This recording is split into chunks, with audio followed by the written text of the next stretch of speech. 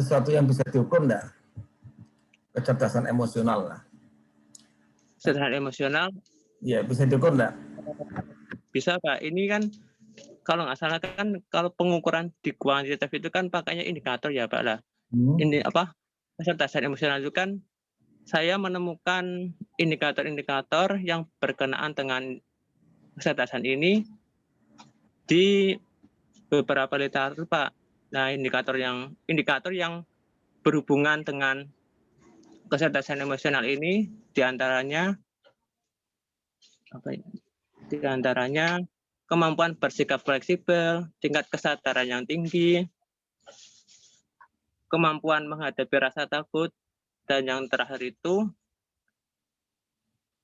cenderung melihat keterkaitan berbagai hal, itu Pak.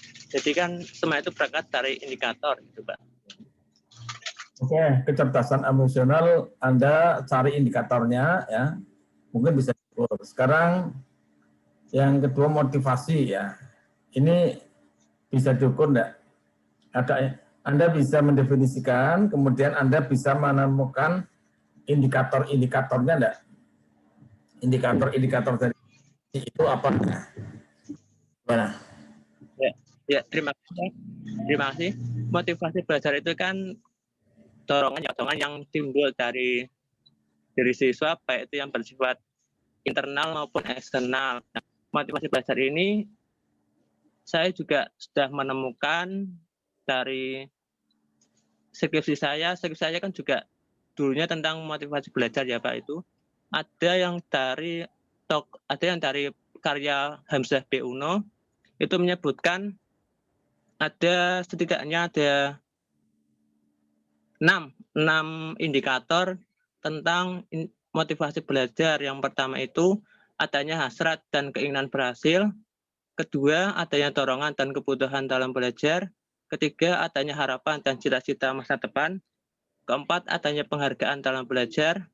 Kelima, adanya kegiatan yang menarik dalam proses belajar. Dan yang terakhir, atau yang keenam, adanya lingkungan belajar yang kondusif. Gitu, Pak. Sekarang ini tentang perilaku belajar ya. Jadi pertama Anda harus definisikan, dan setelah itu indikatornya itu apa, dan perilaku belajar apakah bisa Anda ukur atau tidak.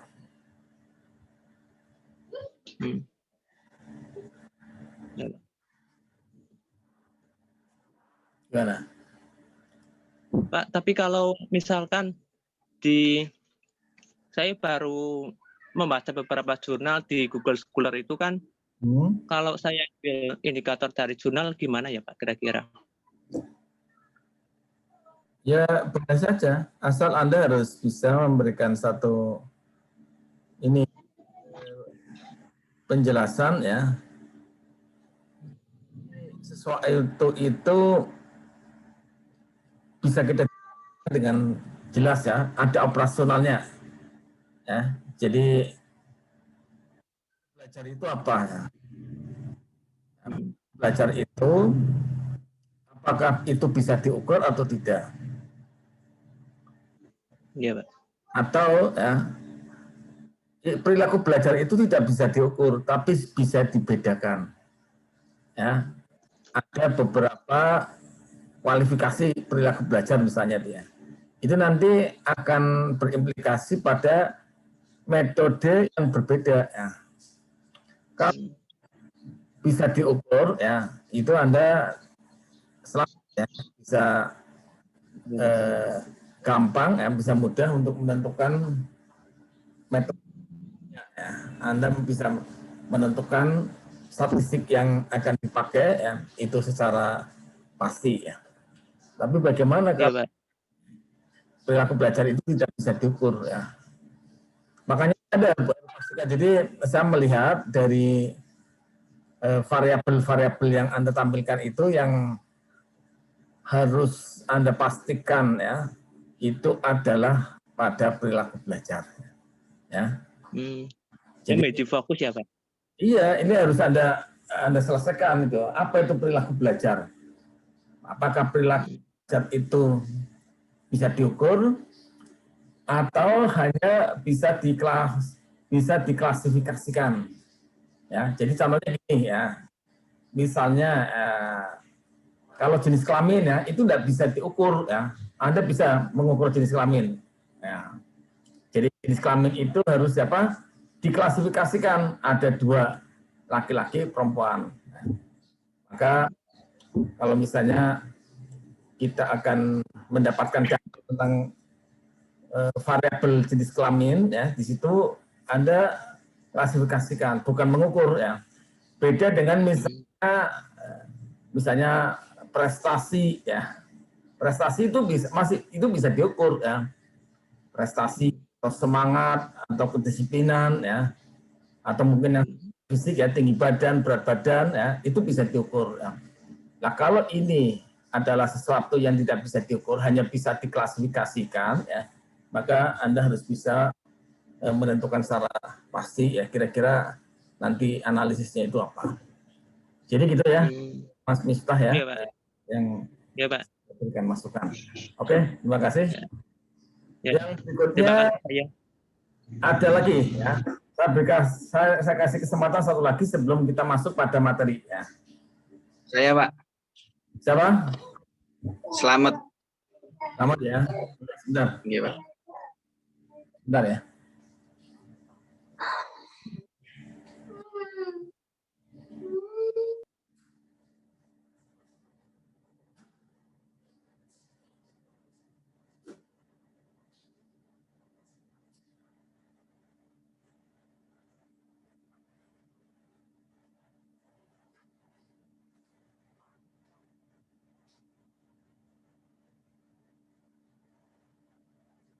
Oke, Mas Slamet Nur Hamid.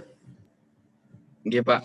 Saya mengambil judul pelaksanaan pendidikan agama Islam pada Jam'iyah Rifaiyah di Dukuh Pengampon, Desa Galang Pengampon, Kecamatan Wonopringgo, Kabupaten Pekalongan. Nah, dari latar belakang dulu, Pak. Pelaksanaan apa? Pelaksanaan PAI, Pak, pendidikan agama Islam. Pelaksanaan pendidikan agama Islam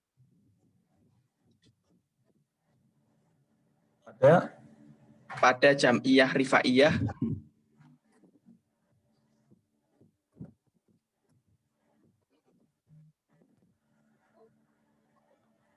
Dukuh Pengampon, Desa Galang Pengampon. Desa apa? Galang Pengampon, Pak. Galang, Pak, mboten dalang. Pakainya G, Galang.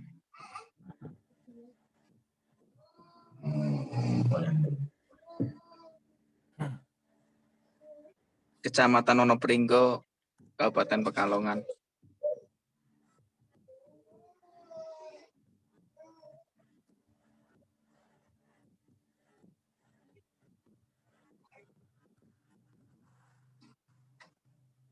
Silakan, RM-nya bagaimana?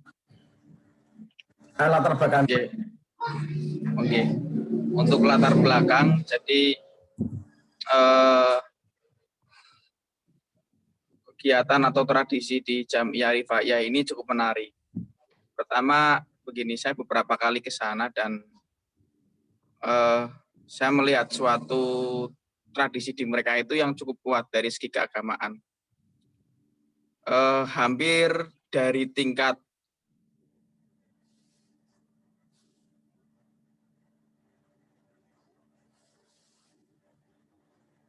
Mana Pak? Lihat suaranya.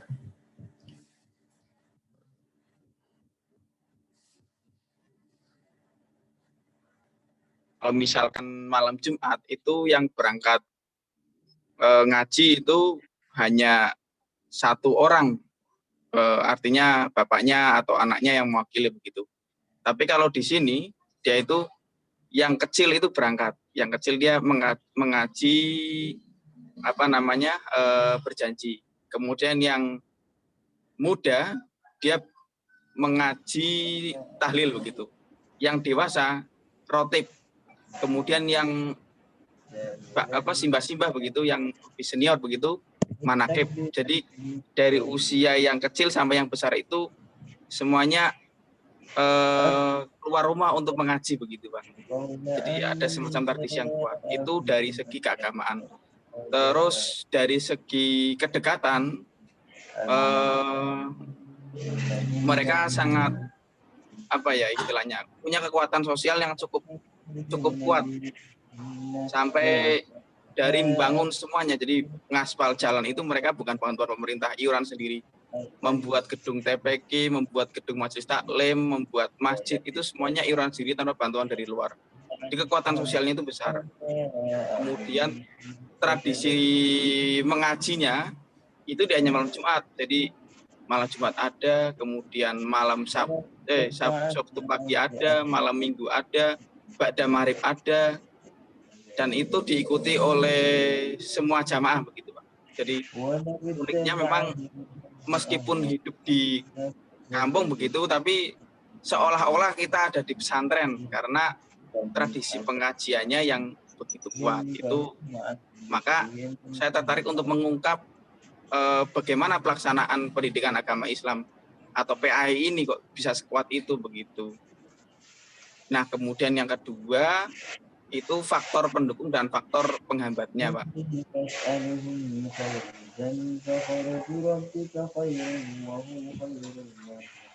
Ya, ini RM-nya yang satu apa? Bagaimana pelaksanaan PAI di bagaimana pelaksanaan seperti judul tadi Pak.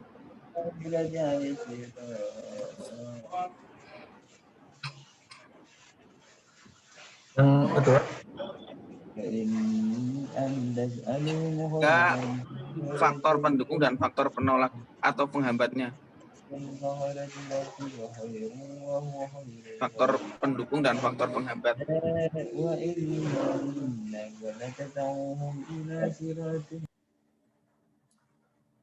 Ya, jadi judul ini pelaksanaan pendidikan PAI ya, itu kalau bisa ada yang spesifik gitu. Sebentar ya, ada telepon. Assalamualaikum, Ustaz. Oke. Oke, berpun. Alhamdulillah, Ustaz. Ini di rumah lagi Afan lagi ngajar. Lagi ngajar online, iya, oke.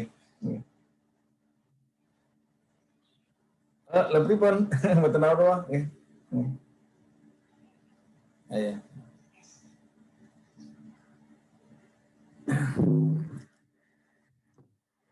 Ya, jadi ini pelaksanaan pendidikan agama Islam pada Jam'iyah Rifaiyah. Ini kalau bisa ada sesuatu yang agak beda Mas ya. Kalau hanya pelaksanaan pendidikan agama Islam itu maksudnya apa itu?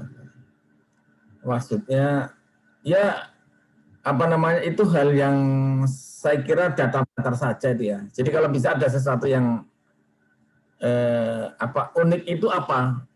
Uniknya pendidikan Islam pada Jam'iyah Rifaiyah di sana itu apa misalnya itu?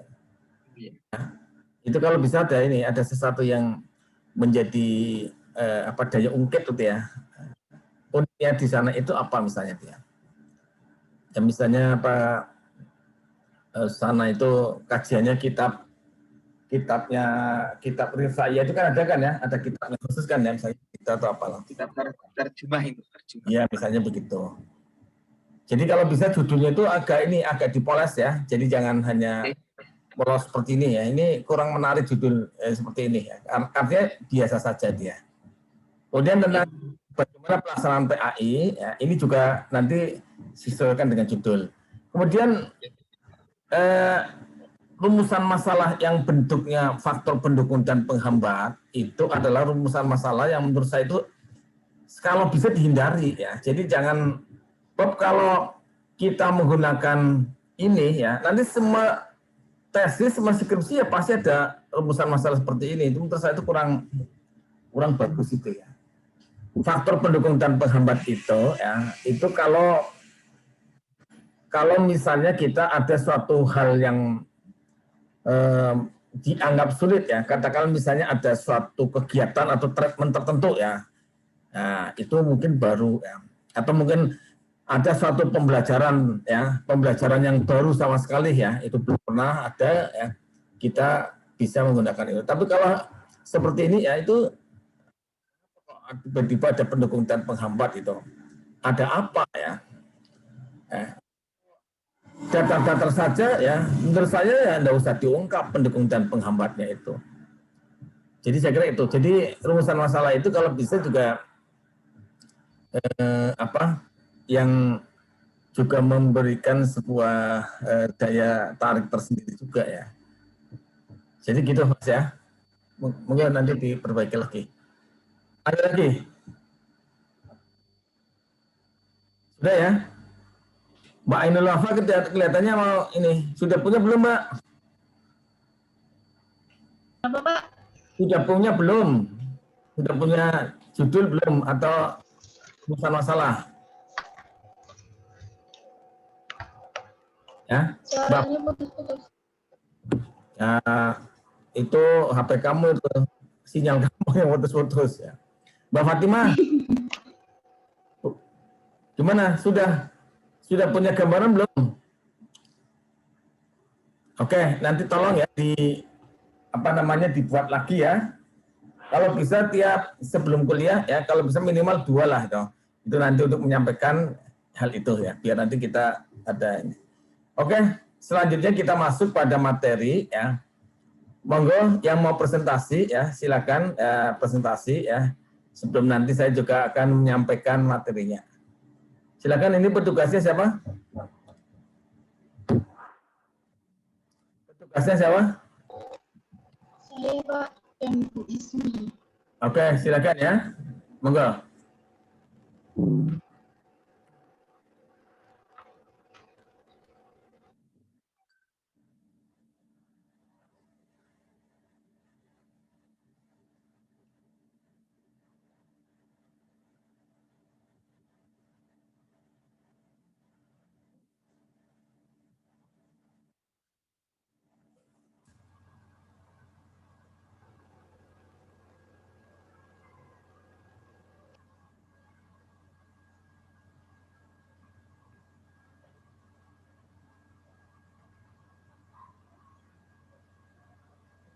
Maaf Pak, untuk Mohon maaf Pak, untuk PPT. untuk Oh, iya. Mbak Ainul Wafa itu bisa dijadikan host. Betul, siapa sama?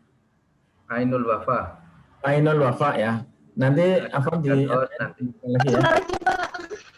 Ya, nanti tadi kita jadikan ini. Ainul Wafa itu siapa? Iya. Sudah dikirim di grup. Iya. Ainul Wafa ya. Bentar.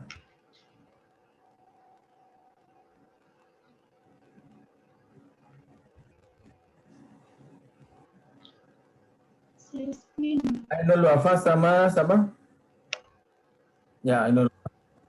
Bu Fatimah. Ya. Mic host. Ya, Pak.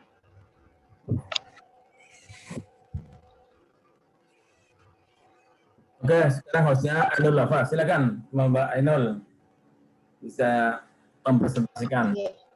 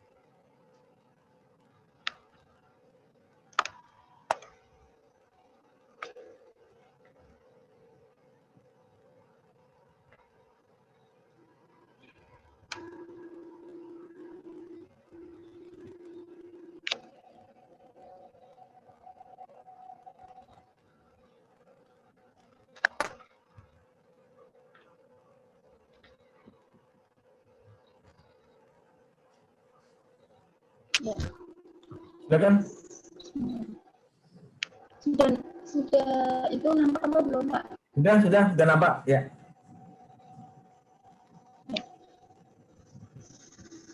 Assalamualaikum warahmatullahi wabarakatuh. Waalaikumsalam warahmatullahi wabarakatuh. Sebelumnya kepada yang terhormat Bapak Dr. Haji Salahuddin MSI selaku dosen pemandu mata kuliah metodologi penelitian dan pengembangan PAI. Jadi di sini saya dan Bu Ismi ingin memaparkan hasil makalah dengan judul populasi, sampel, dan pengumpulan data.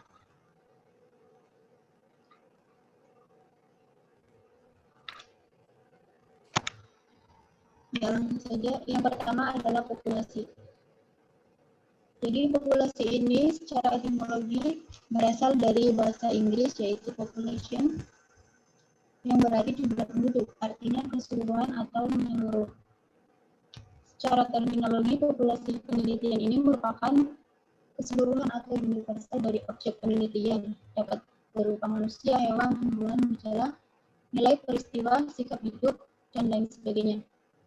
Kemudian menurut Profesor Dr. Sugiono menegaskan bahwa terdapat perbedaan mendasar dalam pengertian populasi dalam penelitian kuantitatif dan kualitatif. Jadi dalam penelitian kuantitatif ini populasi itu diartikan sebagai wilayah generalisasi yang terdiri atas objek atau subjek yang mempunyai kualitas dan karakteristik tertentu yang diterapkan oleh peneliti untuk dipelajari dan kemudian ditarik kesimpulannya.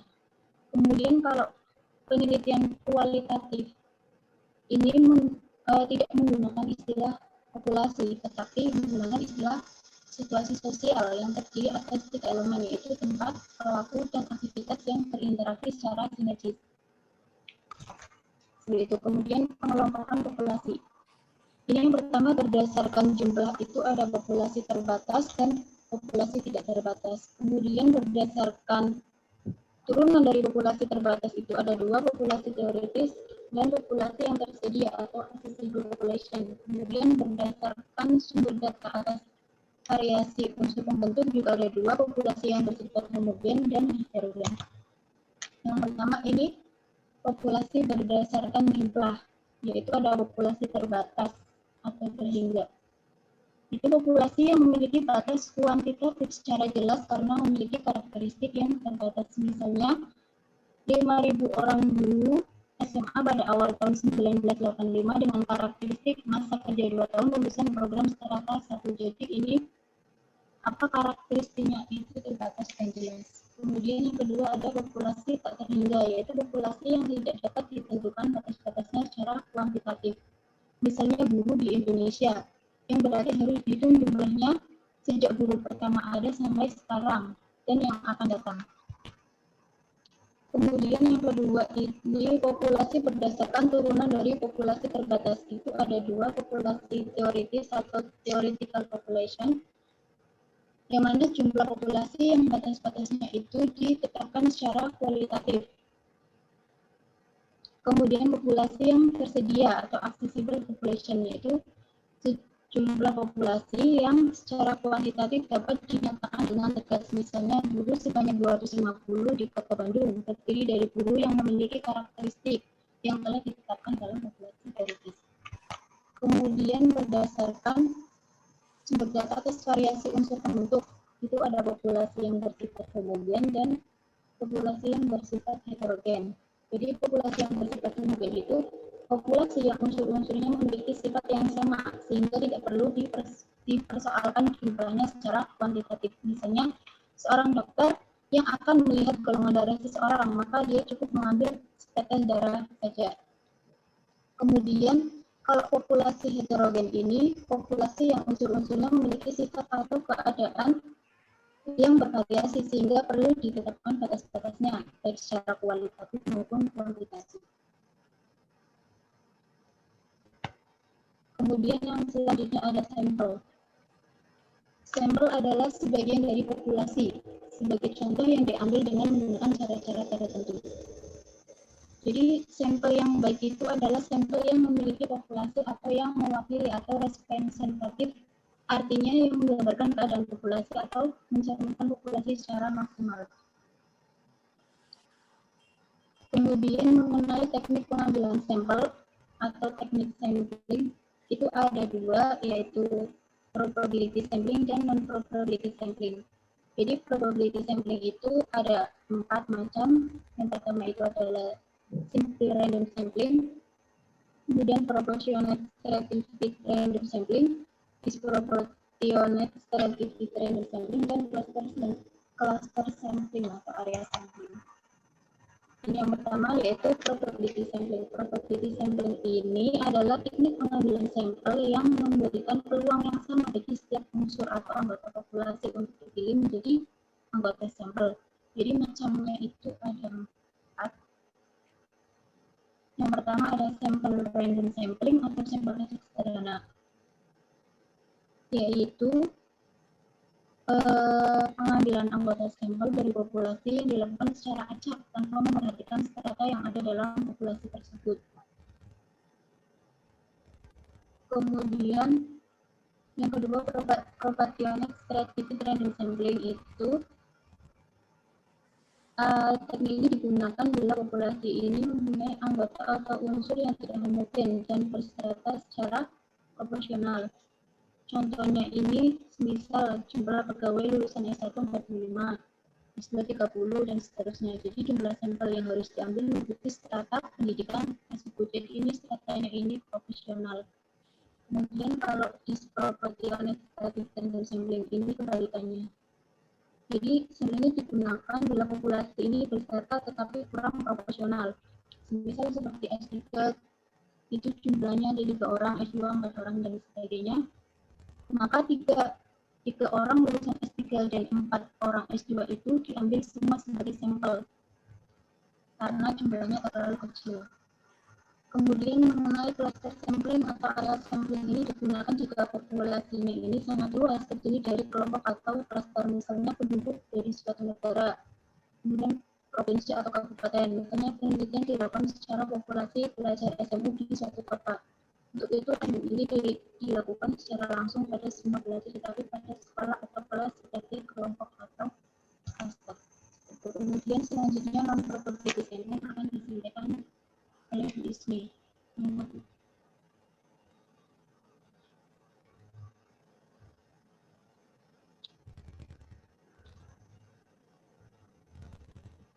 Terus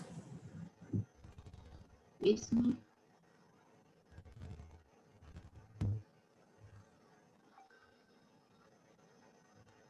sudah?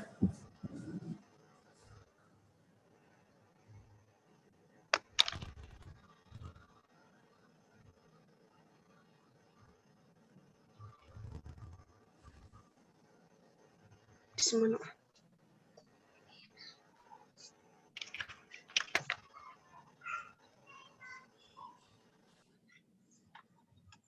Mana Pak? Kok berhenti?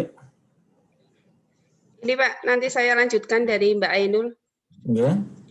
Ya, tadi sudah sampai ini saya lanjutkan Mbak. Selanjutnya yaitu non-probability sampling. Sini sampling sistematis, yaitu teknik pengambilan sampel berdasarkan urutan dari anggota populasi yang telah diberikan nomor urut. Sampling kuota adalah teknik menentukan sampel dari populasi yang mempunyai ciri-ciri tertentu sampai jumlah kuota yang diinginkan. Adapun sampling incidental sampling adalah teknik penentuan sampel berdasarkan kebetulan, yaitu siapa saja secara kebetulan atau insidental bertemu dengan peneliti dan merasa cocok dijadikan sebagai sumber data. Lanjut, Pak.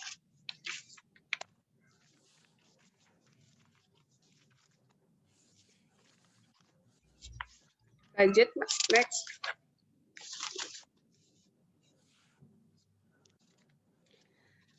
Sampel profesif adalah suatu teknik penentuan sampel dengan pertimbangan dan memilih suatu atau informasi menjadi sampel, karena mereka mempunyai informasi yang ringan tertentu. Terus sampel jenuh adalah teknik penentuan sampel bila semua anggota populasi digunakan sebagai sampel. Hal ini sering dilakukan bila jumlah populasi relatif kecil kurang dari 30 orang. Selanjutnya yaitu snowball sampling adalah teknik penentuan sampel yang mula-mula jumlahnya kecil, kemudian membesar karena data yang diperlukan serasa kurang, dan mencari data lain sehingga semakin banyak data. Next, Pak. Pengumpulan data. Pengumpulan data adalah suatu prosedur yang sistematis dan standar untuk memperoleh data yang diperlukan. Selalu ada hubungan antara metode pengumpulan data dengan masalah penelitian yang ingin dipecahkan. Next. Adapun teknik pengumpulan data bisa dilakukan dengan cara wawancara atau interview. Wawancara yaitu suatu kegiatan yang dilakukan untuk mendapatkan informasi secara langsung, itu dengan mengajukan pertanyaan antara wawancara dengan yang diwawancarai. Jadi dengan wawancara, maka peneliti itu akan bisa mengetahui hal-hal yang lebih mendalam tentang partisipannya dalam menginterpretasikan situasi dan fenomena yang terjadi, di mana hal ini tidak bisa ditemukan melalui observasi. Next, Pak. Jenis wawancara. Jenis wawancara antara lain yaitu wawancara struktur, yang artinya di mana peneliti itu telah mengetahui dengan pasti apa informasi yang ingin digali dari responden, sehingga daftar pertanyaannya sudah dibuat secara sistematis. Yang kedua adalah wawancara semi struktur. Jenis wawancara ini sudah termasuk dalam kategori in-depth interview, di mana dalam pelaksanaannya lebih bebas dibandingkan dengan wawancara terstruktur. Tujuan dari wawancara semi struktur ini untuk menemukan permasalahan secara lebih terbuka, di mana pihak yang diajak wawancara diminta pendapat dan ide-idenya dalam melakukan wawancara. Dalam hal ini, peneliti perlu mendengarkan secara teliti dan mencatat apa yang dikemukakan oleh informan. Selanjutnya, wawancara tidak struktur, yaitu peneliti tidak menggunakan pedoman wawancara yang berisi pertanyaan yang akan diajukan secara spesifik dan hanya memuat poin-poin penting masalah yang ingin digali dari responden. Next, Pak. Yang kedua yaitu dengan cara angket. Instrumen penelitian. Angket adalah suatu instrumen penelitian yang berupa daftar pertanyaan atau pernyataan secara tertulis yang harus dijawab atau diisi oleh responden sesuai dengan petunjuk pengisian pertanyaan yang terdapat dalam kuesioner. Atau daftar pertanyaan tersebut cukup terperinci dan lengkap dan biasanya sudah menyediakan pilihan jawaban atau kuesioner tertutup, atau memberikan kesempatan responden menjawab secara bebas, disebut kuesioner terbuka. Lanjut, Pak. Yang ketiga yaitu observasi. Observasi merupakan rangka teknik pengumpulan data dengan cara mengamati secara langsung maupun tidak tentang hal-hal yang diamati dan mencatatnya pada alat observasi. Lanjut, Pak. Yang keempat yaitu dokumentasi. Dokumentasi merupakan suatu teknik pengumpulan data dengan cara menghimpun dan menganalisis dokumen-dokumen, baik itu dokumen tertulis maupun elektronik. Informasi juga bisa diperoleh lewat fakta yang tersimpan, baik dalam bentuk surat, catatan harian, arsip, foto, hasil rapat, cenderamata, jurnal kegiatan, dan sebagainya. Sekian, terima kasih. Demikian pemaparan makalah dari kami. Kurang lebihnya kami mohon maaf. Untuk lebih jelasnya nanti bisa dibuka dalam pertanyaan. Terima kasih.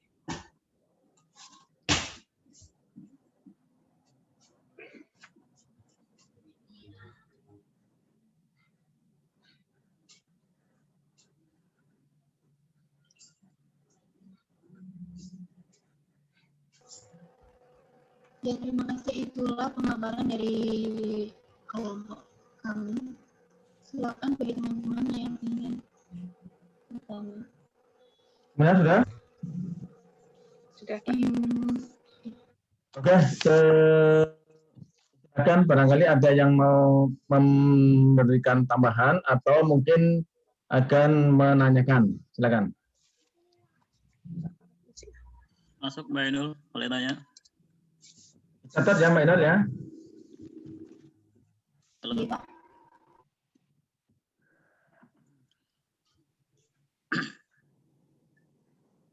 Masuk tanya Mbak Ainul. Oke.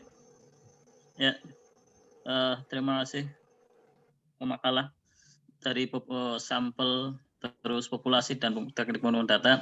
Tadi ada salah satu slide yang menggambarkan tentang jenis wawancara. Pertanyaannya adalah, kalau untuk penelitian kualitatif itu masuknya jenis wawancara yang seperti apa? Dan tadi jenis wawancara, tolong berikan salah satu contohnya yang seperti apa. Jadi misalkan ada beberapa jenis wawancara yang tadi, kalau nggak salah ada 4 atau 3 kalau nggak salah ya. Contohnya yang seperti apa? Jadi buat gambaran kita supaya itu termasuk dalam jenis wawancara yang semacam itu. Jadi berikan contohnya untuk wawancara yang tadi sudah disebutkan. Yang tadi. Terima kasih untuk pertanyaannya. Jadi biar kita lebih tahu jenis wawancara itu, ternyata kita masuk dalam jenis wawancara. Misalnya tadi ada 4 atau 3 misalnya, ini ada terstruktur, terus ada semi struktur dan semacamnya. Ini kan belum ada contohnya. Jadi berikan contohnya, Mbak Ainul. Sama tadi kalau misalkan kita menggunakan teknik penelitian kualitatif, itu masuknya dalam wawancara yang mana? Terima kasih.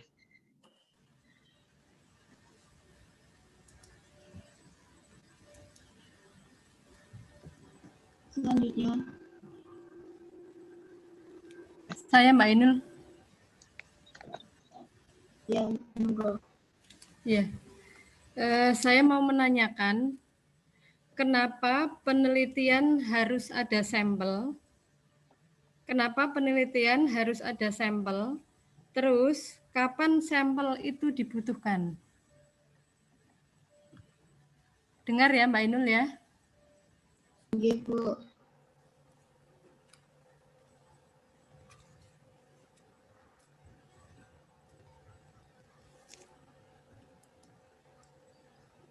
Masih ada lagi?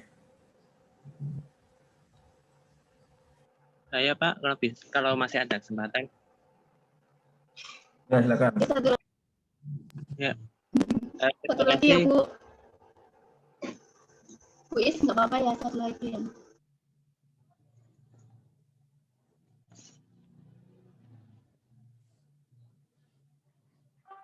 Ya. Ini saya atau siapa?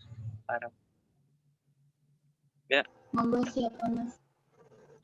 Saya kepada Mbak Ainul dan Bu Ismi, singkat saja. Tadi kan sudah dijelaskan mengenai apa itu populasi, apa itu sampel, di mana sampel adalah gambaran dari populasi. Yang ingin saya tanyakan itu mengenai sampel. Nah, sampel itu kan khususnya dalam penelitian kuantitatif itu ada yang 5%, 10%, 15%. Nah, itu yang ingin saya tanyakan itu, bagaimana sih penarikan sampel atau cara memperoleh sampel yang benar-benar mewakili populasi? Sekian, terima kasih.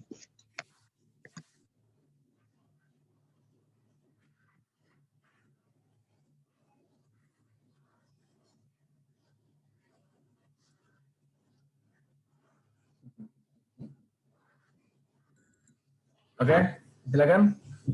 Langsung aja dijawab Mbak Ainul. Nanti kalau ada kesulitan, lambaikan tangan, nanti tak jawab, tak bantu. Iya, Pak. Bagaimana Bu Ismi dulu? Ya. Ya.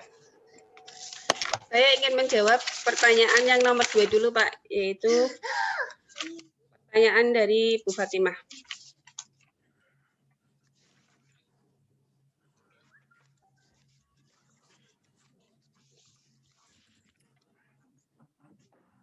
Mengapa dalam suatu penelitian itu harus ada sampel? Ya, kita tahu bahwa sampel itu merupakan suatu subkelompok dari populasi yang dipilih untuk digunakan dalam penelitian. Alasannya, karena sampel itu mungkin hanya satu-satunya jalan dalam menghadapi permasalahan. Yang kedua, pengambilan sampel itu dapat menghemat biaya. Yang ketiga, pengambilan sampel itu dapat menghemat waktu yang dibutuhkan. Yang keempat, pengambilan sampel itu dapat meningkatkan ketepatan yang lebih tinggi. Ya. Itu tentang alasan mengapa dalam sebuah penelitian itu memerlukan sampel. Ya. Menambahi dari jawabannya Bu Ismi tentang pertanyaannya Bu Fatimah, kenapa kok penelitian itu harus ada sampel dan kapan penelitian itu harus menggunakan sampel? Yang pertama, alasan pertama itu kan seringkali tidak mungkin kan mengamati seluruh anggota populasi yang jumlahnya itu sangat besar.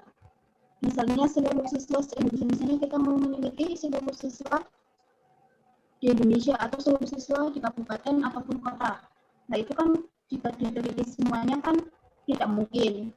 Karena apa? Karena adanya biaya yang mahal, kemudian waktu yang cukup lama juga, kemudian adanya tenaga yang besar juga. Seperti itu alasan yang pertama. Kemudian yang kedua, alasannya itu pengamatan terhadap seluruh anggota populasi ini dapat bersifat merusak. Jadi misalnya seperti ini, kita ingin mengetahui rasa dari jeruk yang dijual oleh seluruh pedagang, kan tentunya tidak mungkin kita mencicipi seluruh jeruk yang ada di dagangannya itu, cukup satu atau berapa. Kemudian yang ketiga itu sudah dijelaskan Bu Ismi tadi, karena menghemat waktu, biaya, juga tenaga. Itu. Kemudian yang selanjutnya ini mampu memberikan informasi yang lebih menyeluruh dan mendalam. Karena populasi itu kan sebagian, sampel itu kan sebagian dari populasi. Dan ini jumlahnya itu kan lebih sedikit. Dan kalau jumlahnya lebih sedikit itu kan lebih mudah untuk diteliti secara mendalam daripada populasi yang jumlahnya itu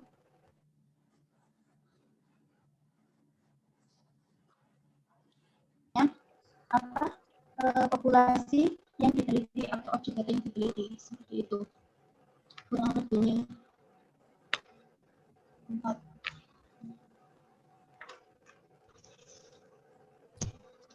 Oke, ada lagi? Langsung kita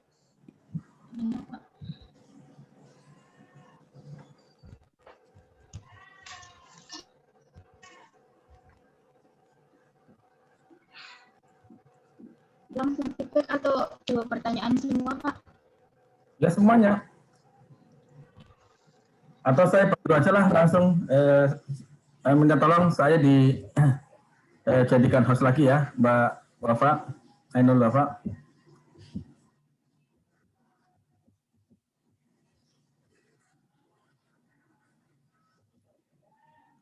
Dikembalikan ke saya.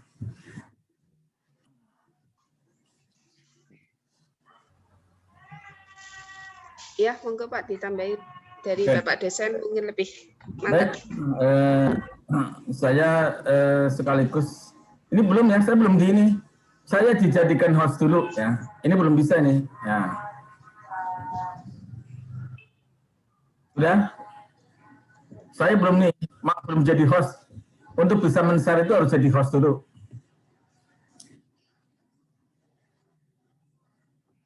Caranya ngerti enggak? Itu saya diarahkan ke roster ya, terus nanti ada more. Nah, di more itu diklik, nanti ada ini jadikan host itu ya.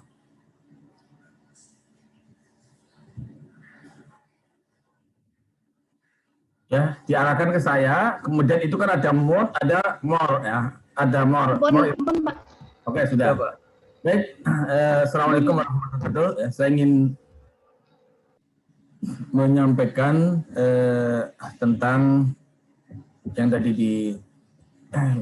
dibahas. Bentar.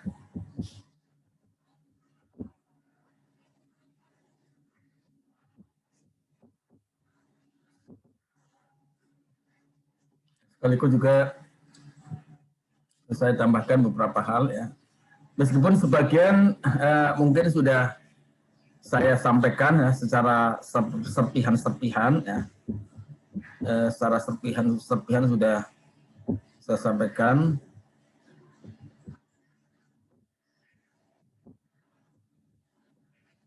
Tapi saya ingin menyampaikan secara komprehensif.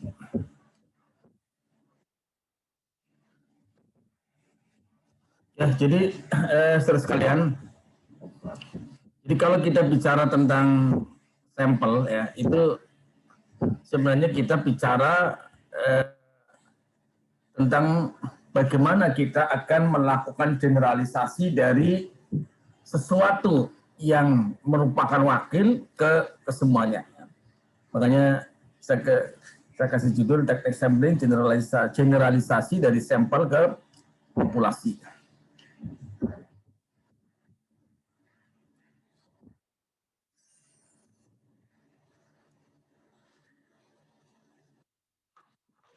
Ini ilustrasinya adalah kalau kita ada gajah ya, kalau kita manusia normal ya, saya kira tidak masalah ya, langsung bisa menangkap bahwa itu adalah gajah itu seperti itu.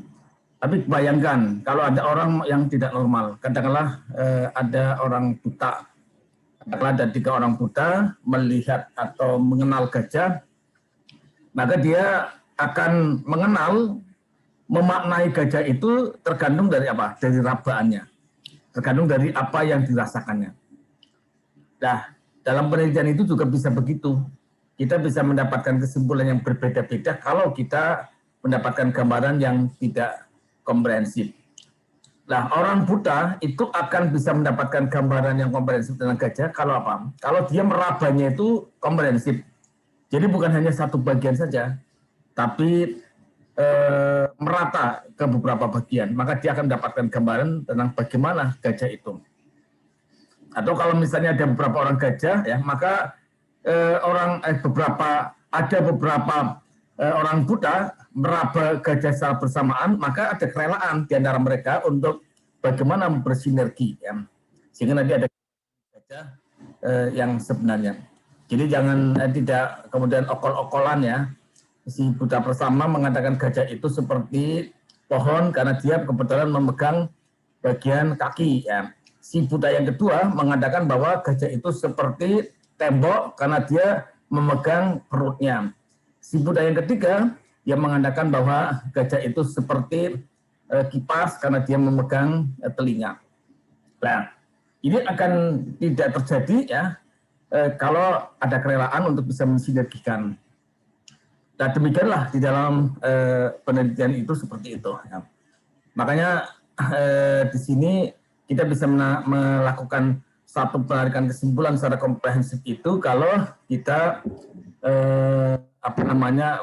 bersedia atau melakukan metode yang benar. Ya. Salah satunya adalah dengan memahami teknik sampling.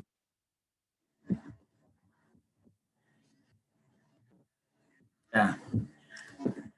Jadi ini sudah pernah saya sampaikan ya, jadi gambarannya adalah seperti ini. Jadi dari sesuatu yang utuh, yaitu populasi, ya, maka kita mengambil sebagian yaitu sampel, kemudian kita melakukan analisis dari sampel itu, maka kemudian kita melihat kesimpulan awalnya itu terhadap sampel, tapi kita bisa melakukan generalisasi terhadap populasi itu.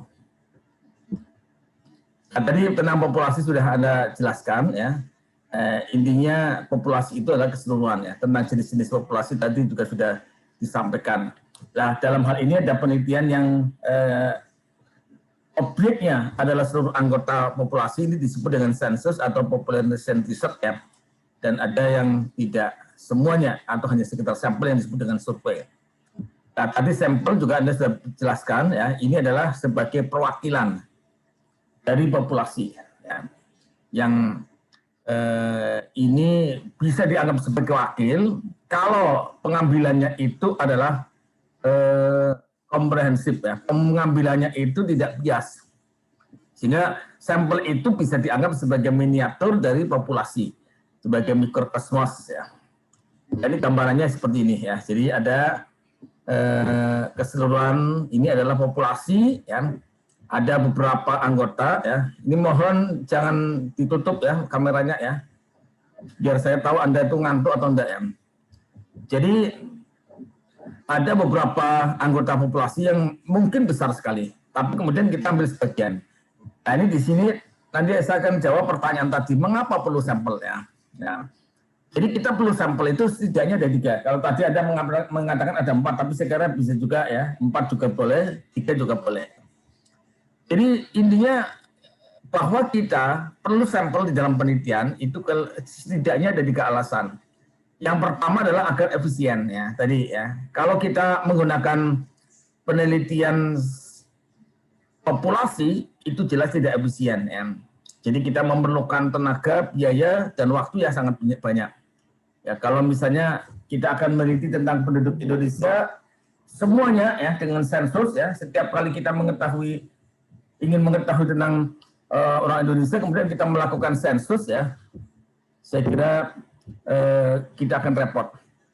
Nah, meskipun ada juga yang dilakukan dalam secara keseluruhan yang disebut dengan sensus penduduk itu, ya, tapi itu dilakukan 10 tahun sekali. Tapi bagaimana kalau misalnya lembaga survei ya ingin mengetahui hasil gambaran tentang misalnya elektabilitas partai atau elektabilitas calon presiden misalnya dia. Nah, tapi kemudian lembaga survei itu melakukan sensus ya bangkrut lembaga surveinya dia. Ya.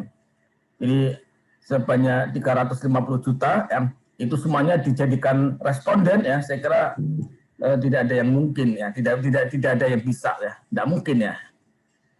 Tapi biasanya hanya menggunakan sampel ya. Jadi agar efisien, yaitu hemat ya, hemat apa? Waktu, tenaga dan biaya. Kemudian efektif ya, tadi yang Anda sebut apa? Akurasi ya, lebih akurat ya. Jadi ini lebih akurat ya. Kalau kita meneliti sedikit, itu bisa lebih mendalam, sehingga bisa lebih tepat. Presisinya, ketepatannya itu lebih tinggi daripada kita meneliti dalam jumlah yang banyak. Nah, jadi kita akan mendapatkan satu gambaran yang lebih itu kalau kita menggunakan jumlah yang lebih sedikit ya. Jadi ini lebih efektif ya. Jadi efektif itu dalam artian presisinya itu lebih tinggi, akurasinya lebih tinggi. Kemudian apa? Biaya, tenaga, dan waktu yang dibutuhkan itu lebih sedikit ya. Jadi bisa ditekan. Kemudian yang berikutnya apa? Ini adalah sesuatu pilihan yang realistis ya. Kita menggunakan sampel ya, itu adalah sesuatu yang realistis ya. Tadi Anda contohkan ya, misalnya kalau mau beli sesuatu ya, yang membeli katakanlah mau beli, ya, tapi kemudian Anda untuk memastikan rasanya ya, Anda dimakan dulu ya, baru kemudian beli, saya kira Anda nanti digebuki dia, tidak mungkin ya. Yang paling Anda nyicipi ya, yang sebagian saja ya, yang bisa dijadikan sampel. Jadi itu adalah satu pilihan yang realistis. Jadi kita menentukan sesuatu itu harus dengan sampel ya. Anda mau menyuguhi tamu dengan minuman ya. Ya, bagaimana agar Anda punya gambaran tentang rasa minuman itu ya? Ya tentu saja dicicipi ya. Tidak mungkin bawa satu gelas atau satu teko diminum semua baru kemudian disimpulkan ya enak ya. Anda ceritakan kepada tamunya dia nanti tidak jadi tamunya tidak jadi minum ya. Ya. Jadi itu adalah suatu gambaran yang realistis. Nah, kemudian tadi ada pertanyaan ya tentang bagaimana pengambilan sampel itu ya. Jadi saudara sekalian, di dalam pengambilan sampel ya, itu ada beberapa hal yang harus diperhatikan. Yang pertama ya, ini entah tadi sudah disinggung atau belum ya. Yang pertama itu kita harus menentukan jumlah sampel atau yang disebut dengan ukuran sampel. Ya. Jadi kita harus menentukan ukuran sampel, kemudian bagaimana caranya ngambil ya. Tadi Anda sudah menyebutkan beberapa model pengambilan ya. Kemudian kita juga harus menyimpulkan tentang margin. Jadi bagaimanapun sampel itu hanya sampel. Sampel itu hanya contoh. Yang namanya contoh itu tidak bisa diklaim 100% sama dengan yang sebenarnya ya. Pada Anda ya, yang ada di kamera sekarang itu ya, itu hanya sampel ya. Yang sebenarnya ya, ketika saya misalnya ketemu dengan Anda ya, itu mungkin bisa lebih bagus, lebih cantik, atau sebaliknya ya. Atau sebaliknya ya. lebih semrawut misalnya dia ya. Kalau sekarang karena di depan kamera Anda mungkin dipermak sedemikian rupa kan ya, mungkin dikasih pupur ya, dikasih jadi jerawat-jerawatnya ditutup sedikit ya gitu. Kalau misalnya ketemu ya bisa jadi loh kok gitu ya. Itu apa? Karena yang ada di kamera itu sampel ya. Yang sebenarnya itu adalah yang senyatanya ya. Sama seperti ketika Anda misalnya punya kenalan ya lewat Facebook ya, lewat Instagram dia. Ya, ini yang Anda lihat itu biasanya cakep-cakep ya. Ya gitu ya, Mas Yogi ya. Jadi biasanya gitu yang kita lihat di foto profil ya, itu biasanya yang cakep-cakep ya. Ya. Tapi kalau misalnya Anda ketemu sebenarnya itu bisa jadi tidak seperti itu. Jadi tak seindah warna aslinya katanya dia. Nah, jadi antara yang sebenarnya karena bisa jadi foto itu bisa dipermak ya. Ada yang namanya Photoshop ya. Jadi yang semula butak menjadi bening dia. Yang semula ada jerawatnya menjadi tidak ada jerawatnya dia kan begitu. Ya, artinya apa? Artinya bahwa sampel itu adalah bukannya sebenarnya. Jadi mungkin ada kesalahan ya. Jadi mungkin saja ya, ada kesalahan, tetapi kesalahan itu jangan kebangetan. Makanya diberi apa yang disebut dengan margin error. Yaitu apa? Batas kesalahan yang ditolerir ya. Jadi ada batas kesalahan yang diperbolehkan. Jadi ada yang diperbolehkan. Ini disebut dengan margin error ya. Jadi ada 3 hal itu ya dalam pengambilan sampel ya. Nah, pertama tentang ukuran sampel ya. Jadi ukuran sampel itu adalah jumlah sampel minimal yang harus diambil dari populasi agar sampel representatif atau sampel adalah mewakilinya. Jadi sampel itu dianggap mewakili dari keseluruhan. Penentuan ini tadi sudah disebutkan ya. Ini dilihat ya, ada 2 faktor ya. Ada faktor yang menentukan yaitu apa? Homogenitas dan besar kecilnya populasi. Ya, jadi yang pertama adalah faktor homogen. Jadi kalau sampel yang homogen, maka pengambilan sedikit. Tadi contohnya Anda misalnya ketika mau diambil darah ya, darahnya itu misalnya sebagai sampel Anda misalnya ke rumah sakit ya, misalnya akan diambil sampel darahnya ya. Ya. Anda diasumsikan bahwa darah itu homogen ya. Jadi di bagian manapun itu sama ya. Maka karena bagian mana itu sama atau dikatakan homogen, maka kita ngambilnya sedikit saja ya. Jangan banyak-banyak ya, ambil 1 liter ya nanti semaput itu ya. Nah, jadi ini ambilnya paling beberapa tetes saja ya. Itu sudah dianggap ini karena Pak, darah itu homogen ya. Jadi kita ngambilnya cukup sedikit ya. Jadi semakin homogen suatu populasi, maka cukup sedikit sampel yang dibutuhkan. Sebaliknya, kalau heterogen, maka kita memerlukan jumlah yang banyak. Nah, ini jadi faktor homogen. Kemudian yang kedua, besar populasi ya. Semakin besar populasi itu relatif semakin besar, meskipun tidak linear ya, tidak selalu merupakan kelipatan atau perkalian ya. Karena bisa jadi jumlah berapa dan berapa itu nanti sama, nanti kita lihat. Kemudian yang berikutnya, saudara sekalian, dalam hal pengambilan sampel itu memang tidak ada ketentuan harus berapa. Ya. Hanya di sini ada beberapa aturan ya yang bisa kita pakai ya. Ada aturan Slovin, ada Gay, ada Krejci, ada Suharsini, ada Kunto ya. Dan misalnya ini ya, rumus Slovin ya. N sama dengan N besar per 1 plus N E kuadrat ya. Jadi NE2 itu maksudnya E kuadrat ya, perhatikan ya. Jadi 1 plus N E kuadrat. Contoh ya. Jadi kalau misalnya ada populasi, ya coba ini Anda sekarang ngitung ya. Anda bawa kalkulator juga kan ya. Coba Anda ngitung ya. Coba misalnya ada satu penelitian, jumlah populasinya misalnya 10.000 ya. 10.000. Kemudian digunakan margin error atau E itu 3%. Berapa sampelnya? Ya, ini rumusnya ini ya.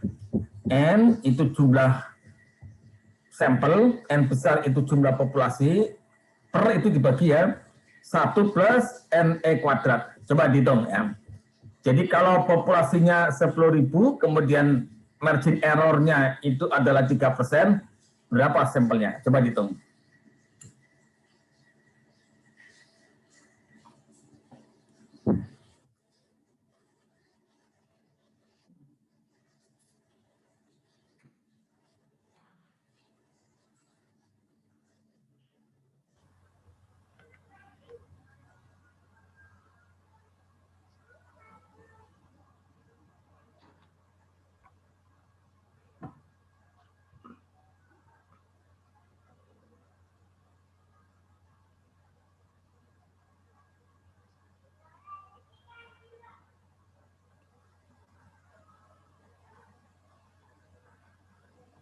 Tiga % ya Pak ya? Ya, 3%. 3% itu 3/100 ya. Ya. Jadi 3/100 dikuadratkan, dikalikan 10.000 ditambah 1. Ini sebagai dari 9.700. Hah? 9.700. Nah, yang betul. Coba ngitungnya keliru itu. Margin errornya 300, Pak. 3%, margin errornya 3%. 3/100. 300. Hah? 300. Errornya 3%. 3/100. 33 Pak. Salah.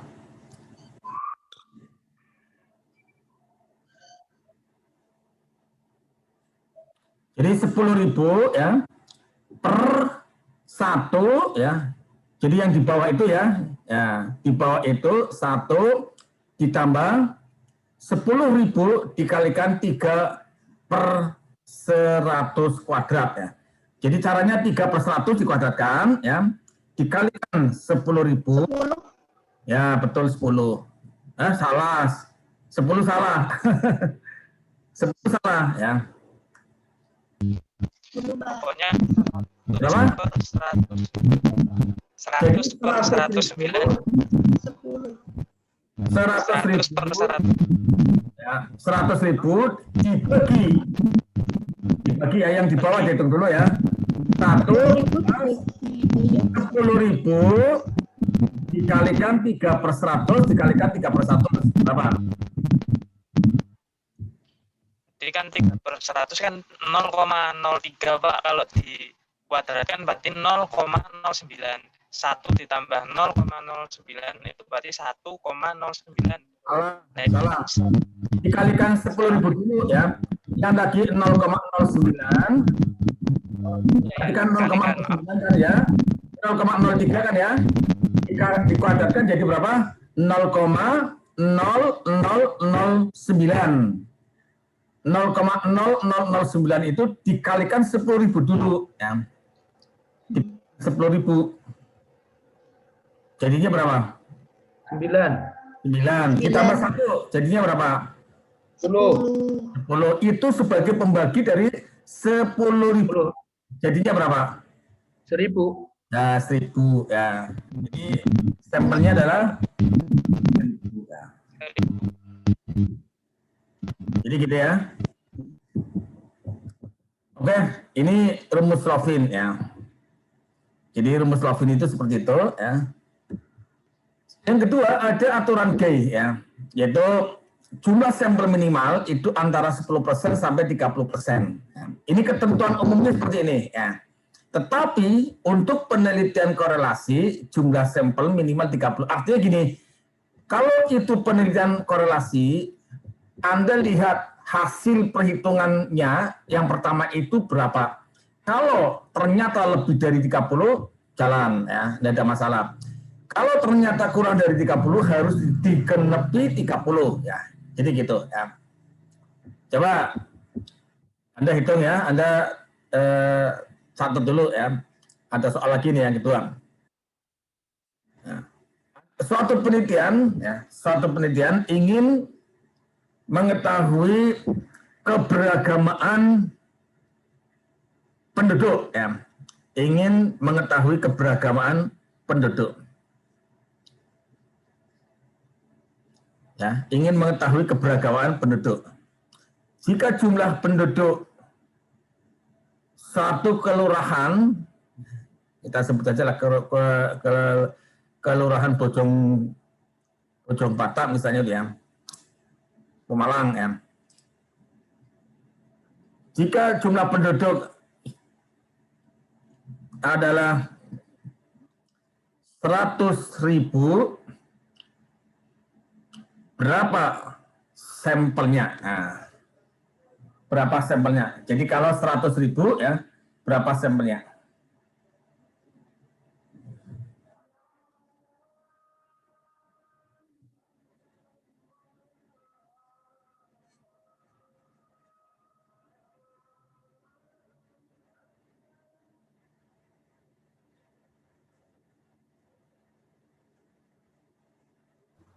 Ini memakai yang 30%, Pak.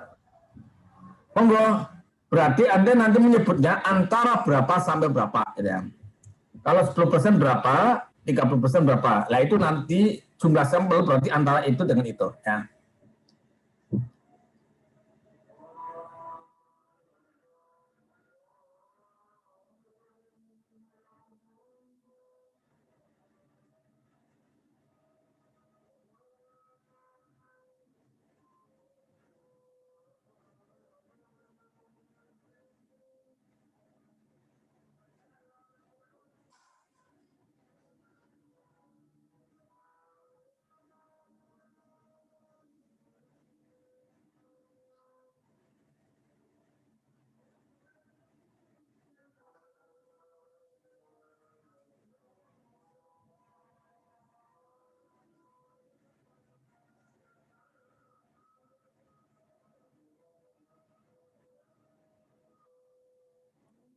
Berapa?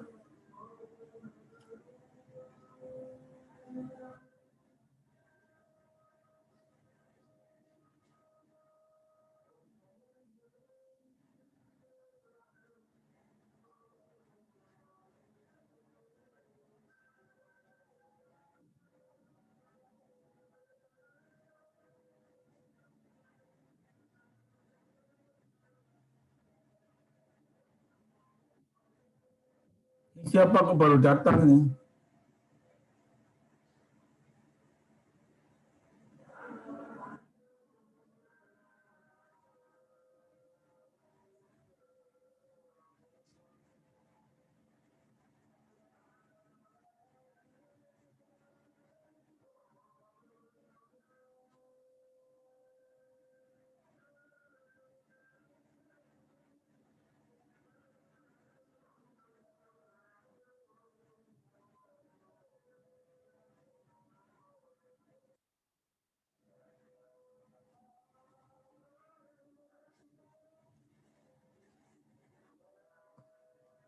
Sudah berapa?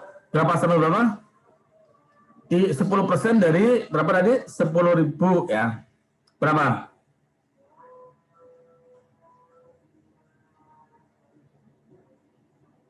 Tadi jumlah populasinya berapa tadi? 100.000. Oke. 10% dari 100.000 berarti berapa? 1.000. Hah? 10% dari 100.000 berapa? 10.000. 10.000, berarti 10.000 sampai 30.000. Ya, kalau jumlahnya besar bisa pilih yang kecil aja, nggak apa. Oke, sekarang coba ya, yang kedua, contoh yang kedua. Jika suatu penelitian jumlah sampelnya, jadi misalnya gini, suatu penelitian ingin mengetahui hubungan antara motivasi dan prestasi. Ya, hubungan antara motivasi dan prestasi siswa. Jika jumlah siswa misalnya 250, ya. Jika jumlah siswa 250, berapa sampelnya? Ya. Jika jumlah siswa 250, berapa sampelnya? 25 sampai 75%, Ya, itu 75 orang ya Pak? Itu Anda harus melihat ketentuan yang kedua. Itu kan tadi kan hubungan antara motivasi dan prestasi, berarti penelitian korelasi. Untuk penelitian korelasi, maka jumlah sampel minimal 30. Jadi kalau Anda mengatakan tadi 25 sampai 75, ya, itu belum betul. Yang benar berapa? 30, ya. 30 sampai 75. Jadi nggak boleh 25 itu, ya. Oke, ini aturan game. Sekarang yang berikutnya aturan Suharsimi Arikunto, ya, ini yang bersama, yaitu kalau jumlah sampel itu kurang dari 100, maka diambil semua, ya. Nah, tapi kalau lebih dari 100, antara 10% sampai 10%. Oke. Ini menurut gaji, tinggal melihat tabel saja. Jadi di situ sudah ada tabel, ya. Jadi kalau populasinya itu 100, maka di sini 80, ya. Kalau populasinya itu 1000, maka 278. Populasinya 5000, itu 357. Jadi sudah disediakan tabel seperti itu. Ini menurut gaji. Nah, nanti Anda silakan ambil, ya. Biasanya gini, kalau populasinya itu besar, ya, besar itu dalam 100.000, ya, Anda sebaiknya pakai Slovin, ya. Tapi kalau populasinya itu kecil, ya, di bawah 1000, ya, Anda pakai Suharsimi, ya. Nah, Suharsimi atau G, tapi pakai Suharsimi saja, ya, misalnya gitu. Jadi kita harus pandai-pandai memilih metode. Tadi Anda menyebutkan tentang macam-macam sampel, ya. Ini sebenarnya itu konteksnya adalah pengambilan. Jadi yang pertama yang kita sebut pertama itu adalah jumlah sampel. Selain jumlah sampel, ada hal yang kedua yang juga harus kita perhatikan, bagaimana caranya mengambil. Nah, ini disebut dengan pengambilan sampel. Ada dua cara pengambilan sampel, ya. Yang pertama adalah dengan probability sampling atau random sampling. Dan yang kedua adalah dengan menggunakan non-probability sampling atau non-random sampling. Ya. Ini kalau yang probability sampling itu ada 4, ada simple random sampling, ada proporsional, tadi disebutkan juga, ya, di paparan Mbak Fatimah dan Mbak Ismi, ya. Jadi secara garis besar itu ada dua madhab, ya, katakanlah, ya. Yang pertama adalah probability sampling, yang kedua non probability sampling. Probability sampling atau random sampling itu adalah pengambilan sampel di mana semua anggota populasi itu punya peluang yang sama untuk terpilih menjadi sampel, ya. Jadi di sini tidak ada diskriminasi, ya, tidak ada anak emas. Semua punya kesempatan yang sama. Contohnya apa? Ketika arisan, ya, siapa yang dapat, ya, itu kan dikocok, itu probability sampling. Ya. Nah, probability sampling itu ada 4 varian. Yang pertama simple random sampling. Ini kalau populasinya itu homogen, ya. Ya, seperti arisan tadi itu simple random sampling, ya. Ya, yang kedua proporsional random sampling, ya, kemudian ada disproportional dan ada sampling. Kemudian yang non probability, ya, ini adalah pengambilan sampel di mana tidak semua anggota populasi itu punya peluang yang sama. Artinya apa? Ada suatu conditioning sehingga anggota populasi tertentu itu pasti terpilih, atau anggota populasi tertentu pasti tidak terpilih, ya. Ini namanya non probability sampling atau non random sampling, ya. Jadi jadi gini, misalnya gini, ya, Anda sebagai guru, ya, akan mengambil, ya, yang mau dijadikan sebagai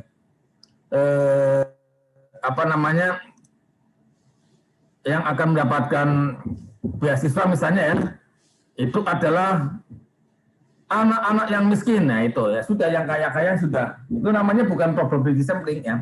Karena apa? Sudah ada pengkondisian, ya, sejak awal bahwa yang diistimewakan, yang pasti dapat itu adalah yang miskin misalnya itu, ya.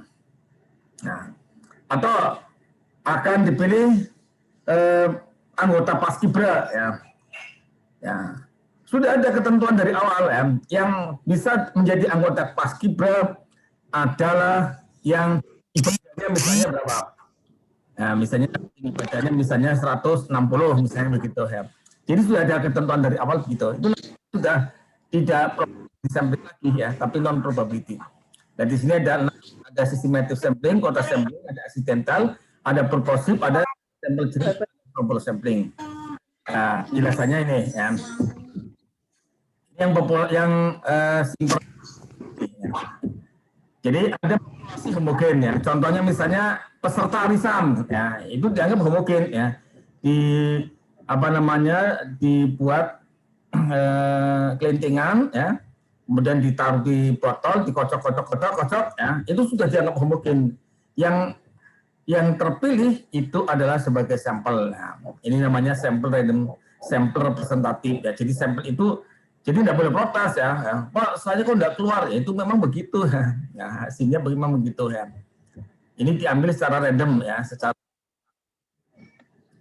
Tetapi yang kedua dengan proportionate sampling ya, stratified random sampling atau proportionate stratified random sampling ya.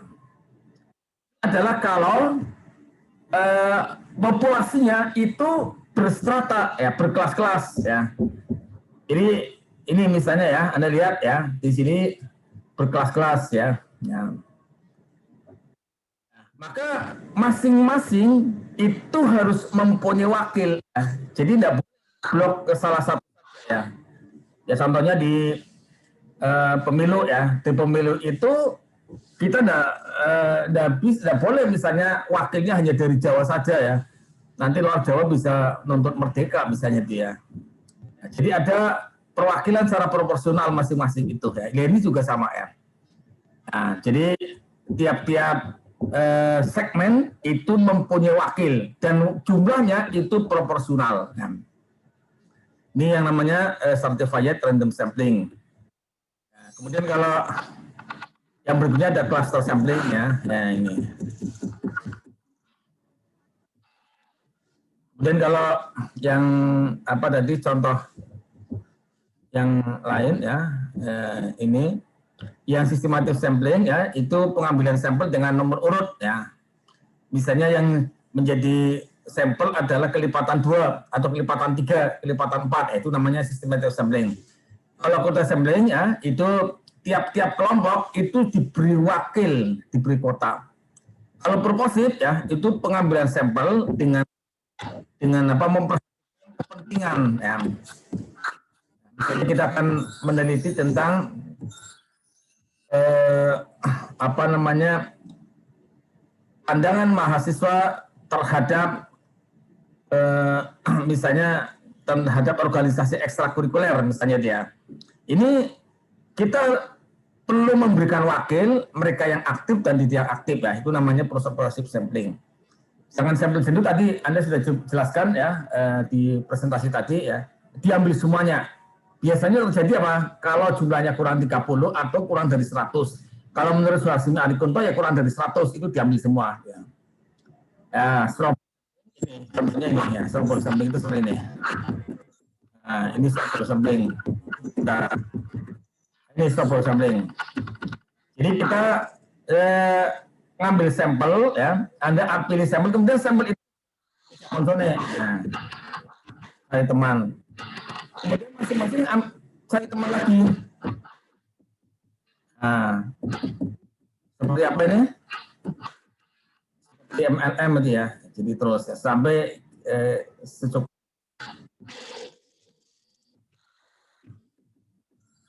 Oke, itu ya yang saya sampaikan ya. Ada pertanyaan lagi mungkin atau yang ingin ditambahkan? Atau ada yang belum terjawab dari pertanyaan tadi? Monggo. Ada yang belum. Ada yang belum apa? Yang belum 2.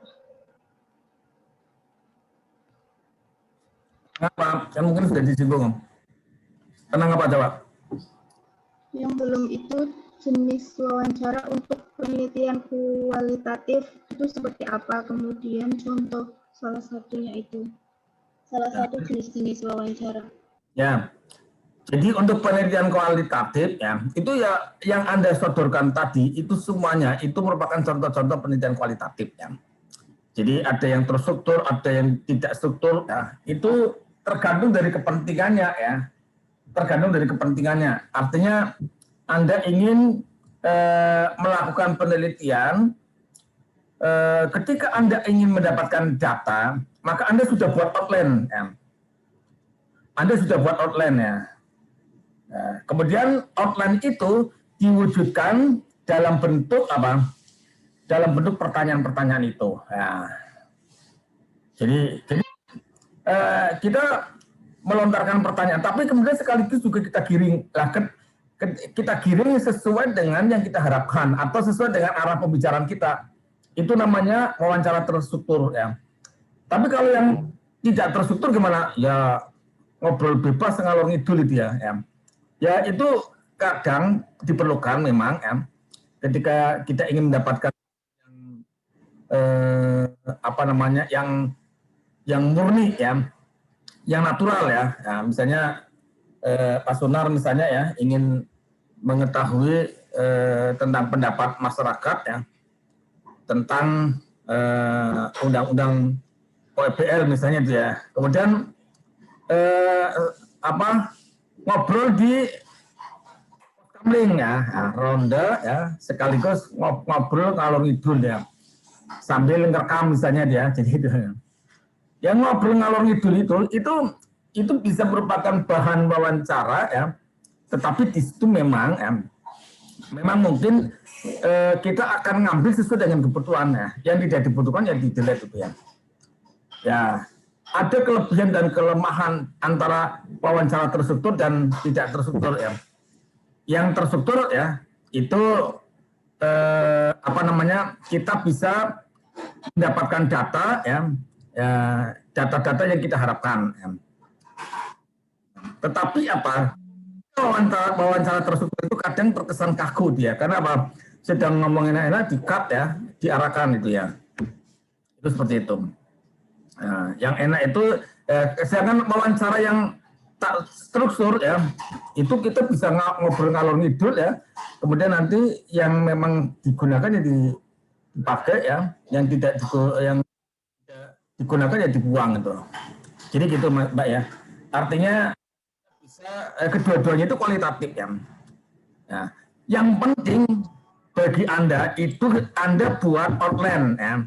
Anda buat outline ya, kemudian dari situ Anda buat draft wawancaranya ya. Itu nanti yang akan menjadi ini. Jangan nanti di lapangan itu bisa mengalir ya.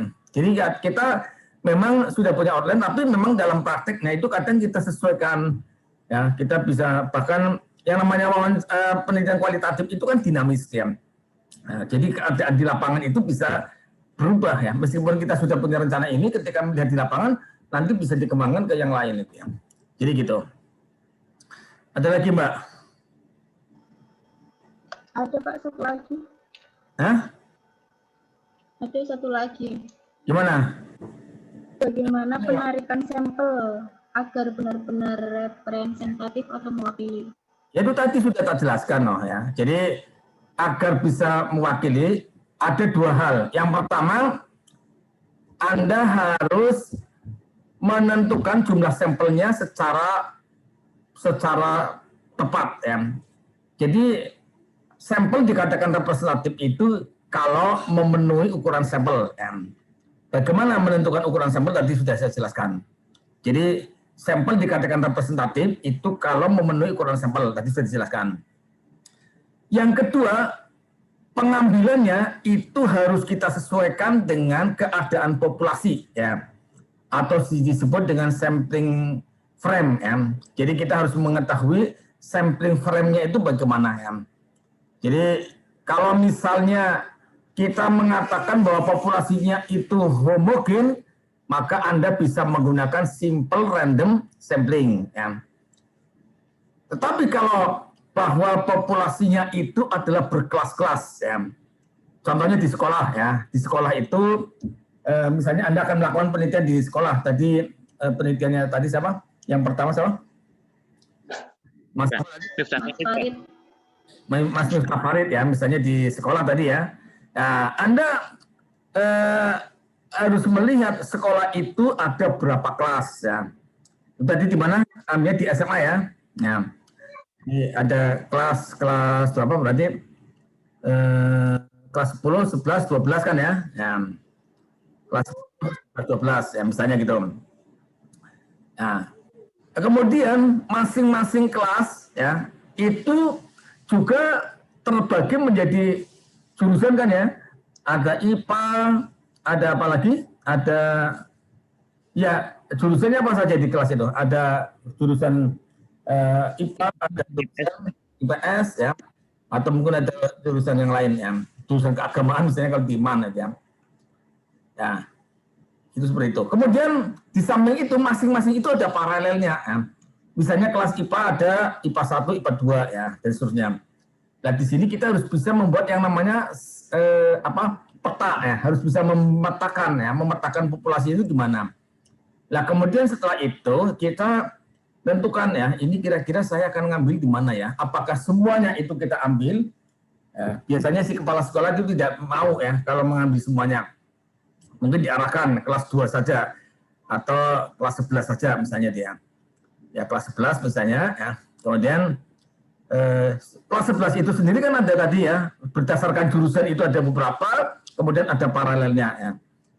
Nah ini Anda juga harus menentukan ya, itu apakah masing-masing itu kita beri wakil ya, atau bagaimana ya. Nah jadi kita akan mendapatkan jadi tidak bisa ngeblok misalnya ya, ngeblok hanya kelas 11 saja atau kelas 12 saja misalnya, atau ini atau yang laki-laki saja ya, yang perempuan saja itu tidak boleh ya, tapi kita harus melihat kondisi populasinya itu gimana ya, sehingga dengan demikian maka populasinya ya itu kita tahu petanya, sehingga apa kita di dalam menentukan sampel itu juga memperhatikan itu. Itu nanti sampel dikatakan representatif ya. Sampel dikatakan mewakili itu kalau melihat kondisi dari melihat kondisi dari populasinya ya. Ya sama seperti tadi Anda mau ngambil darah ya. Darah itu diasumsikan homogen, ya sudah ambil saja. Anda ngambil dari jari, ngambil dari dari pangkal paha misalnya, dari lengan ya, itu semuanya sama saja, itu dianggapnya sama saja. Jadi ya Mbak ya, ada lagi?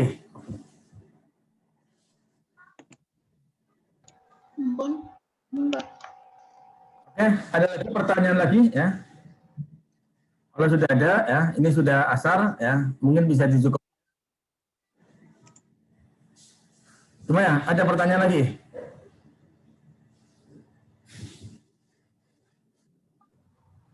Ada pertanyaan lagi apa cukup? Dasar ya. Pak. Oke. Dari teman-teman minta untuk file PPT hari ini bisa di-share. Mudah-mudahan bisa memberikan manfaat. 3 April ini siapa? 3 Aprilnya mana? Ini kok tidak ada ini? Tidak ada wajahnya. Kemudian Nur Hamid, Selamat Nur Wahid ya. Ini juga tidak ada wajahnya. Ini jangan-jangan sudah pergi nih ya. Saya paling tidak suka nih kalau ngapus itu ya. Lebih baik izin ya. Izin malah saya senang ya.